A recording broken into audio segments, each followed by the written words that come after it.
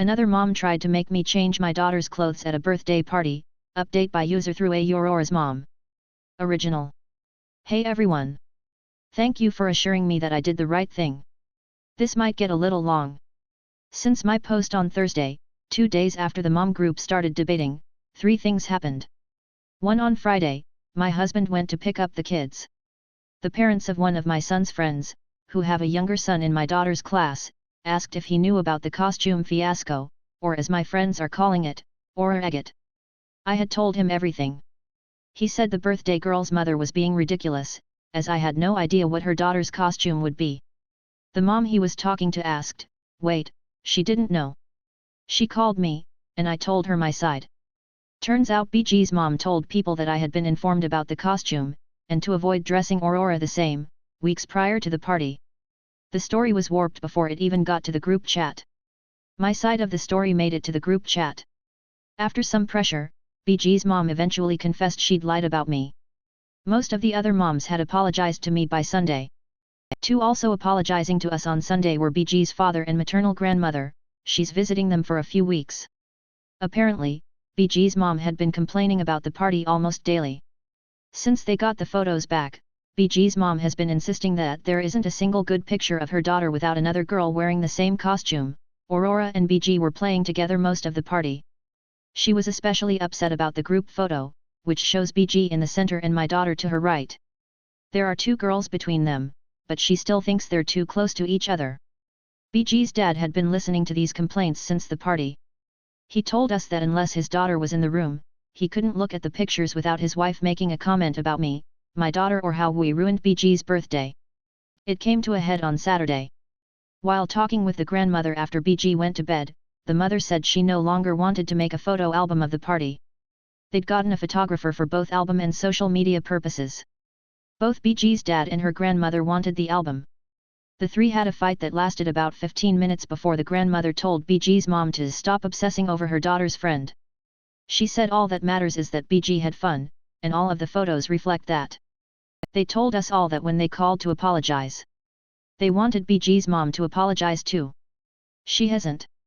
3. Aurora came home from school yesterday wearing a headband with her name and a rose embroidered on it.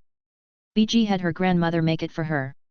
Me and my husband are still in contact with the birthday girl's father, and we're trying to set up a play date for the girls next week. Also, there are some things I want to clarify about my previous post. And that's it. Once again, thank you all.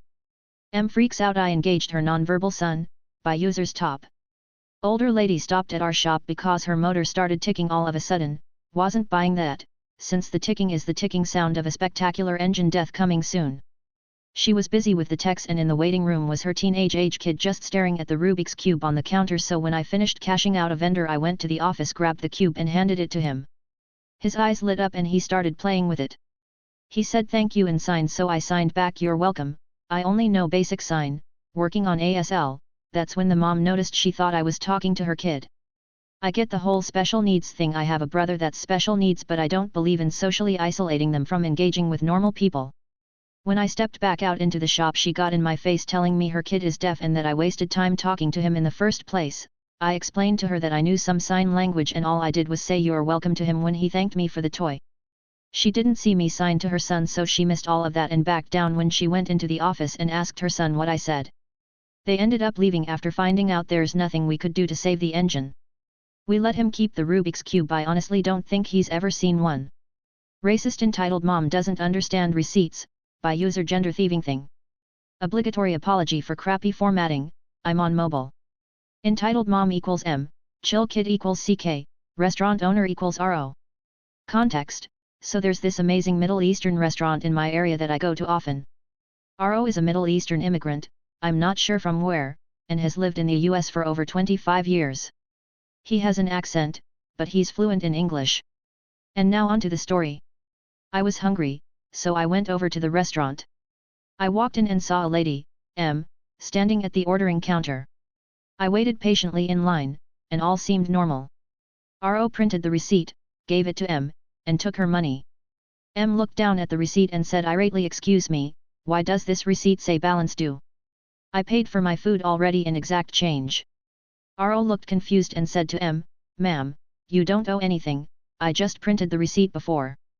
But the M just cut him off and screeched, I don't know about whatever terrorist country you came from, but in America do means I owe you something. I don't owe you anything, you got that? CK left his mom to sit down, obviously embarrassed as hell. RO just sighed and printed M's receipt again. He handed it to her and said, is this receipt to your satisfaction, ma'am? M thoroughly looked over the receipt before giving a satisfied nod and saying, much better. I guess you people can be taught to do something right. She sat down next to her son and waited for her food. When I went up to the counter after M sat down, I just rolled my eyes. RO shrugged and took my order. Some people really get set off from the littlest things. You must uphold all your life every time I need you, my mom's story, by user Cruzeiro do Sol. Sorry for any misspellings, English is not my first language. I, 25F, am an eldest daughter of heavy Catholic Latin parents. I was raised to respect, obey and serve my parents for the privilege of being born, being fed and being cared for. All of these things could be revoked at any time, if my behavior was not up to their standings. Growing up, I was my brother's parent since he was born, I was 7 at the time. I developed anxiety early on, as any minor inconvenience was my fault, the milk spilled, the traffic was bad, the house was a mess. Whatever it was, even a bad day at her job, would make my mom explode on me. It would go from guilt-tripping and silence treatments, to straight-up ignoring me. You hungry? Make yourself food. You have to go to the doctor? Take the bus and pay for it yourself. All that while expecting me to keep the house clean, my grades up, my brother well fed and bathed, his homework taken care of. It all came to a breaking point this week. My mom has a small grocery store, and because of some legal problems she can't have any money or business in her name. So after a lot of guilt-tripping she convinced me to put it on mine. I would work there on the weekends and she would let me shop for free. But it also meant that any money she needed had to go trough me. Yesterday, she needed a transfer to pay for some fees. I usually have my phone near me and do everything pretty quickly, but I am a full-time teacher and was working yesterday when she texted. I was away from my phone for 20 minutes while I was teaching. Her first text was at about 4 p.m. Less than 5 minutes later, I got a call and a message. 10 minutes later, another 2 calls and an audio message, saying this situation was unbearable, I was a horrible daughter who would never help. I was mess and a disgrace, for I would never be there when she needed me, and I could undo all that was on my name for she would find someone who would actually help. She also said some slurs and yelled a lot on the audio message. When I finally got my phone and saw this, I started crying. There were no students on my class, but the other teachers caught me having a panic attack on the teacher room.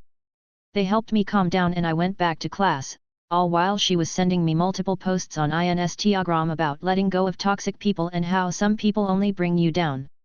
So I left work and went to see her. She barely looked at me, didn't even talk to me. I took the credit cards on my name, transferred her money out of my account and closed the device on my name at the store. I also closed the bank account she used and made sure nothing was on my name legally before leaving. I am sad, angry, and hurt. This was long coming and it was not the first time a situation like this happens, but it's my last straw.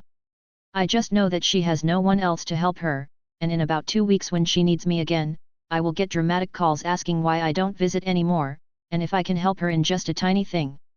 She will come back all loving and caring like this all never happened, and I am scared that I will be too weak to say no. My mum and stepdad claim they understand how busy my life is right now. Then complain I never have time for them. I'm exhausted with their entitled, attention seeking, by user JLaw118. I'm caught up in the middle of an argument between my mum and stepdad at the minute.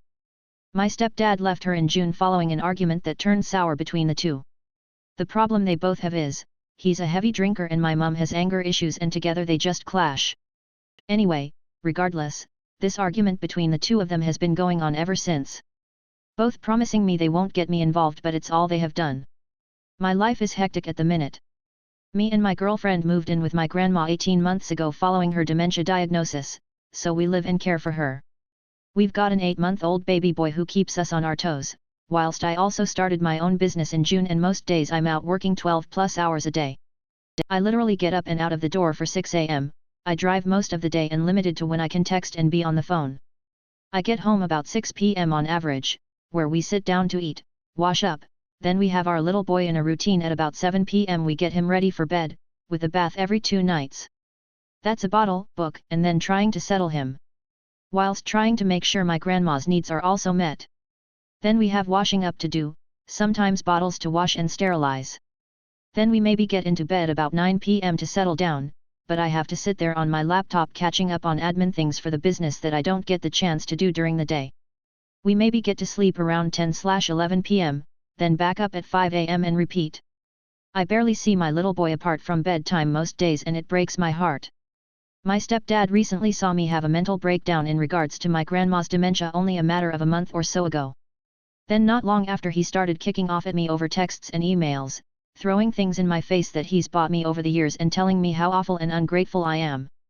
Then has gone back to my mum saying I never ring him, or visit him or care about him. So mum's responded reminding him I'm working all of the time now whilst caring for my grandma and baby etc., and pretending she cares. Her freezer broke yesterday. She'd asked me if we had room for anything in our chest freezer. I told her we did a big shop over the weekend and don't think we do, but could probably squeeze some essentials in. Then she's messaged me this morning, telling me I was no help to her yesterday when she needed it and all her food is now going to waste, and my stepdad is right, I don't have the time of day for them. You know what? They're right. I don't have the time of day for them. They're exhausting whilst I'm already exhausted myself. They both want constant attention. Me and my girlfriend are absolutely exhausted with everything because we get so little help as it is. There's just not enough hours in the day. I know it's not always going to be like this, but at the minute it is and we're struggling. I can't be bothered with any of it. I just can't please anybody.